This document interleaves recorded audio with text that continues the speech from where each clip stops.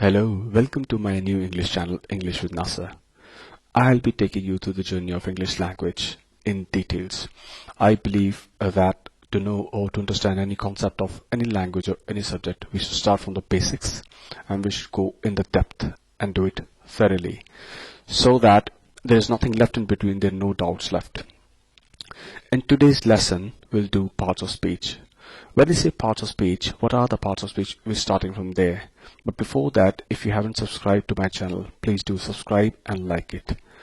I'm sure you're going to like my videos and my comments or my live stream conferences with my polls and my colleagues. My name is nassergorsi and I've done my Masters in English, and I've also studied in the University of Cambridge in the UK, there, in person, not like a correspondence thing. And I've been teaching in India in English for like more than a decade now. I have come across several students from parts of the world: China, Iran, Saudi Arabia, India, Russia, Estonia, Germany, France. So I believe I actually know some of the basic problems most of the people come across these days. So we'll be starting it from the beginning, and let's say we'll do the overall thing from the parts of the speech. What are the parts of speech of a language? In English, we use sentence structure.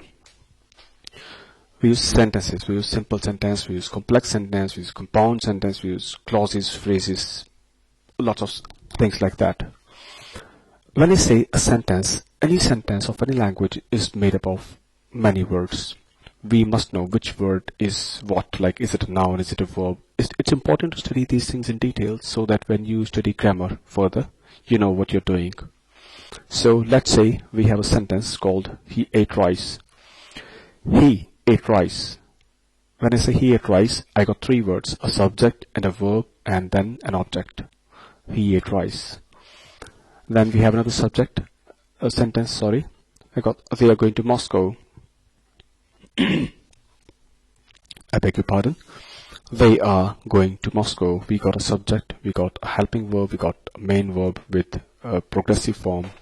Then we have a preposition, we have a noun as an object. Last sentence says she looks beautiful. She, subject, looks is a verb. Beautiful is an object. But beautiful word also describes the woman. We're talking about she.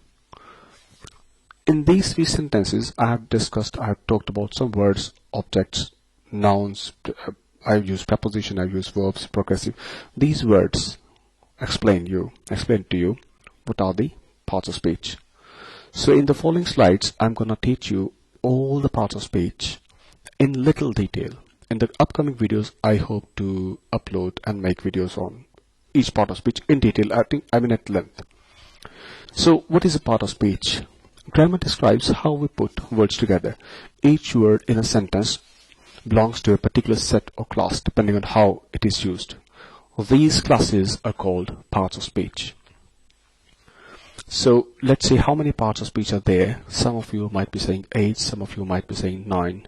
I think both of you are right. Some grammarians are of the view we have 9, some say we got 8. I would say 8. So I'll go by 8. So in the beginning we got nouns, we got pronouns, we got verbs, verbs my favorite, adjectives again my favorite, adverbs, prepositions, conjunctions and interjections. I'm sure if you watch this video, by the end of this video, all the verbs, all the words, all the adjectives, words, these parts of speech will have established the meanings, I'm sure, in detail. I'm sure. Just stay with me. So in the beginning, we'll start with the nouns. What are nouns? It's very simple to say, like noun can be any person, any place, anything. Like I got this mobile phone. It is a noun. But did you know noun is also an idea or a concept? It can be happiness, it can be feeling, it can be sadness, of course it can be love also. So let's see what are nouns. Noun is a word that labels a thing or an idea.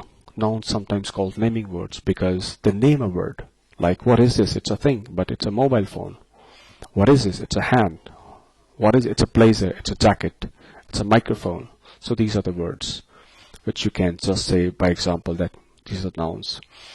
Now let's do some more examples, like for the names, like place. Place doesn't only mean a name of the place like Paris or New Delhi or New York or Los Angeles or Moscow. Place also means playground. Place also means a dispensary, a hospital, or a school, or a hotel. Person can be John, Albert, Ian, Anna, Sharik, any person, anybody. You can have the names. The guy behind me, he's my friend. He's listening, smiling at me right now. Next we got things. Things can be living things or non-living things, like inanimate objects. You could say car, pen, laptop, a camera, or microphone. Then we have ideas like question, love, happiness, sadness, feeling. Suggestion. Suggestion is also, by the way, it's suggestion, not suggestion. Most of us pronounce the words in this part, South Asia part, we call it suggestion. It is suggestion. Let's see further. What do we have? We got pronouns. Pronoun, in short, I want you to know, any word that is used in place of a noun is called a pronoun. I repeat, any word used in place of a noun is called a pronoun. If we do not want to repeat the same word again and again, you have to substitute that word so that it doesn't look choppy, it doesn't look messy, or it doesn't look boring, because if you use again and again, it looks like repetition of words, which is not a good idea. It doesn't sound good, doesn't seem good. Even for your IELTS exam, even there you don't score much because of the repetition of words. So let's do some examples. Johnny needed help, so he called his brother.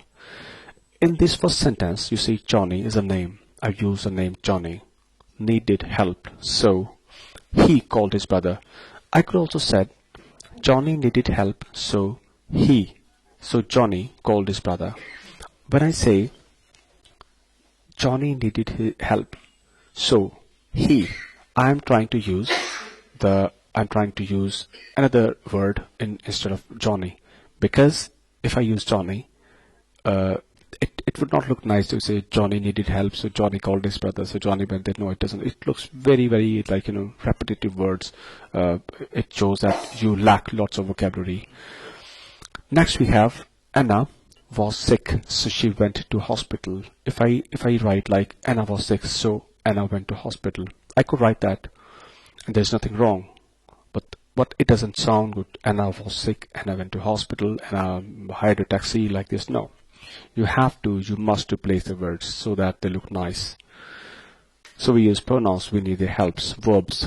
Verbs are the words which have action in them. Every time is right time for action. Are you ready for some action? Let's see. So a verb is a word used to describe an action, state, or occurrence.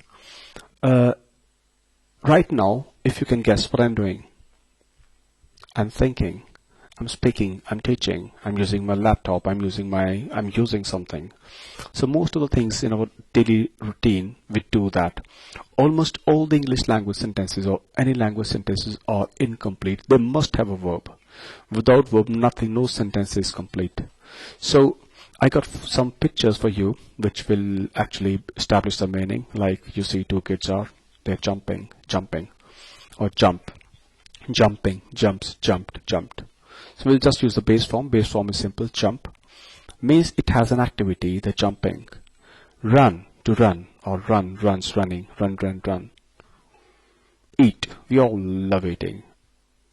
We do, most of us do actually. So do you got any word for a person who eats a lot? It's called glutton. If you have any other word, please write on in the comment section. Next is thinking or think. I told you the word is think, not think. No, it is think or think in British English sometimes. Next is drink. It is also one of the most important verbs we use in our daily lives. Drink some water, drink tea, drink milk. Or again, I have some examples. These are just some sample examples, not all the verbs. Plan, to plan something, to plan a map or plan some trip. Sleep, work, cook, read, walk, find, buy, sell, open, close, cough, or to measure something, or to test something, or to write. All these verbs are the words that have action in them. I think I did clarify what are verbs. In short, not in detail, of course, because in the following videos I'll be doing something with all the words and all the grammar concepts in details. Next part is fourth, adjectives. So in the beginning, we'll learn how to pronounce the words. It is not adjective, it is adjective or adjective. Adjective, adjective, jick. Repeat after me. Adjective, adjective, adjective. So it is never adjective. No, it's not adjective. It might be adjective in some places, but the real pronunciation is, according to the dictionary of Cambridge, it's adjective or adjective. What are adjectives? They're the words that tell us, or they tell us the some quality of a noun or a pronoun. In short, these are called adjectives. So they are the words that tell us something about a noun, and they are also called describing words because they describe the quality or about the appearance of something. For example, I could say it's a phone. It's a black phone. So when I use the word black phone, the word phone is a noun. Black is the adjective. So anything that describes something is an adjective. Here we have some examples. A tall girl. You can also say the girl is tall. A tall girl means tall. Girl is noun, of course. Tall means something that is telling us a quality of the girl. She is tall. Fat man, fat or heavy or sick man, you can say. Thin man, you can say. Hot water, we could also say cold water. We could also say chilled water. So the word that describes the quality of water is adjective. Strong leader. We all need strong leader. We do have some strong leaders in India, in USA, in Russia, in China. I think everywhere we do have some strong leaders. Pink shirt or white shirt. Pink or white. White my favorite. Big home. Homes. Big, small, little homes, dirty homes, luxurious homes. Like all these words that tell us the quality of a noun are called adjectives. Next is adverbs. Adverbs, sometimes people confuse it, but to make it easy for you, I'll tell you, the word has been made from two words, add and verb. Anything that adds to a verb is called adverb. Say thank you. You're welcome. So adverbs not only qualify a verb, they also qualify an adjective or another verb or another adverb also. Yes, so they qualify a verb, adjective, or another adverb. Here is how. So something at the end I want to emphasize that most of the adverbs, they end up with ly. I repeat, most of them, not all. In the first example, we see she walks slowly. When I say she walks slowly, she is the subject, walks is the verb, slowly is an adverb that tells us the quality. How does she walk? Slowly or fastly? Slowly. So slowly is an adverb that qualifies a verb. In sentence number 2, she is an extremely quick swimmer. Extremely modifies the verb, the adjective quick. So here we see how does it qualify or modify or tells us the quality of the quickness, extremely. In the third sentence, she says, she swims extremely quickly. So the adverb extremely modifies the adverb quickly. So one adverb is being modified by another adverb. That's the beauty of the English language. Next we have the sixth one is preposition. Prepositions are sometimes very confusing, but I think I have taught prepositions successfully, and in details we'll be doing that in other videos. But here for today, I want to tell you, preposition means preposition. Preposition. What is this? It's a noun. It's a phone. If I ask you, where is a phone? You could say, can you guys see me? Okay, here's a phone. Where is a phone? The phone is in my hand. The phone is in my hand. In my hand. Where's the phone? The phone is on my hand. The phone is on my hand. The phone is under my hand. So the words that tell us the position of a noun or a pronoun are called preposition, preposition. They also tell us the relationship between time also, but for the time being we'll just say the position of a noun or a pronoun. So a preposition is a word that tells you where or when something is in relation to something else. In the picture given here, you could see an apple on the plate. So an apple on a plate.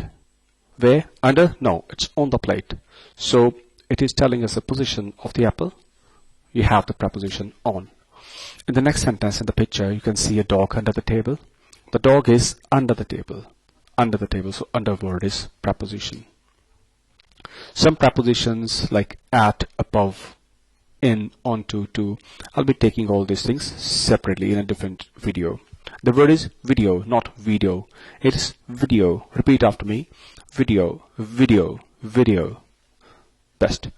All right. So next part of speech is conjunctions. Conjunctions. What are conjunctions?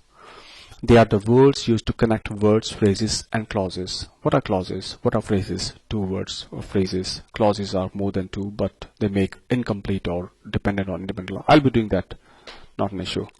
For example, Tony likes cars and motorcycles. Tony likes cars and motorcycles. So we have used a conjunction here to join two things, motorcycles and cars. I'll wait here. I will or I'll in when you have the contraction. I'll wait here until you come. Until you come. Until is the conjunction. The exercise was hard but effective. So again we have joined two things, hard but effective with but. So but is the conjunction. Last part of speech for today is interjections. What are interjections? They are the words we use in our daily lives. We use them very like to express some sudden enthusiasm or certain what do you call that? Spontaneous overflow of feelings or surprise or things like that, of disgust, joy, excitement. So they are the words used to express strong feeling or sudden emotion such as surprise, disgust, joy, excitement, or enthusiasm. Enthusiasm, not siasm, ziasm. For example, oh, it's a surprise. Oh, it's a surprise. Oh, it's a surprise. What a surprise. Oh. So after I upload my today's video, since this is the first video, I'm sure some of my friends or relatives are going to be surprised. They'll say, oh, it's a surprise. Okay, next is good. You can open it now. Good. You feel it when you say good, like this. Jeepers. Jeepers. It is buzz, not ruzz. Jeepers. That was close. Jeepers. That was close. Phew. I'm not trying it.